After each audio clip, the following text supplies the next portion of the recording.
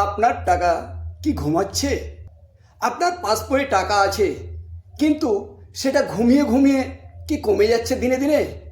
তাহলে আজ একটা সত্যি জেনে রাখুন, ব্যাংকে আপনার জমানো টাকার সুদ কত? 3 থেকে 4%। আর ইনফ্লেশন কত জানেন? 6 থেকে 7%। অর্থাৎ আজকে যেই জিনিসটা আপনি 100 টাকায় কিনবেন, সেটা 1 বছর পরে আপনার কিনতে গেলে 107 টাকা লাগবে। আর সেখানে আপনার ব্যাংকের টাকাটা কমে হয়ে যাবে 104 টাকা। বুঝতে পারছেন তো? দেখলেন তো? আপনি ভাবছেন টাকা জমাচ্ছেন, কিন্তু আখেরে টাকাটা কমছে। আজকে 1 লক্ষ টাকা ব্যাংকে রাখলে সেটা 10 বছর পরে তার পারচেসিং পাওয়ার হয়ে দাঁড়াবে মাত্র 55,000 টাকা। তাহলে উপায়, টাকাকে জাগাতে হবে।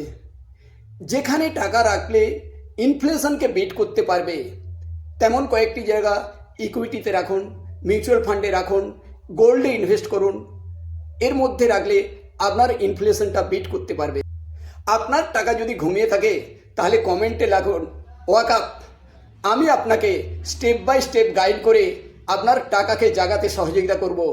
চ্যানেলটিকে ফলো করুন এবং স্মার্ট ইনভেস্টর হন। Thank you.